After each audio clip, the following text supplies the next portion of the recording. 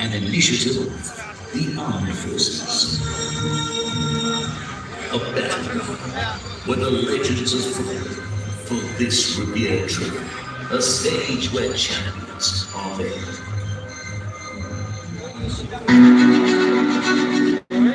Durand Cup is the oldest football tournament in Asia and the third oldest in the world. The tournament was started in 1888 in Anandale, Shimla, and was named after its founder, Sir Henry Mortimer Durand, who was the Foreign Secretary to the Government of India at that time.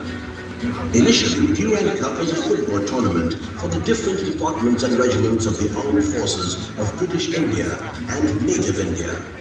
As the Second World War broke, the British soldiers left India and the tournament was opened to civilian teams. After holding the tournament in Shimla for 52 years, the tournament was shifted to New Delhi in 1940, where Mohammedan Sporting Club from Kokrajhar became the first civilian club to win the Durand Cup. Post-independence, efforts were made to shift the tournament to the newly formed Pakistan. But this was strongly resisted by the three service chiefs and the Defence Minister of India. They ensured that Durand Cup remains a part of Indian football. Thereafter, this prestigious tournament is being conducted each year by the Indian Army on behalf of the services under the Durand Football Tournament Society, the DFTS. A word about the three trophies. Durand Cup, the original tournament trophy, which became a golden trophy since 1965. Shimla Trophy, which was first presented by the citizens of Shimla in 1903 and became a golden trophy since 1965. President's Cup was presented by Dr. Rajendra Prasad, the first president of India. The trophy is retained by the winner each year.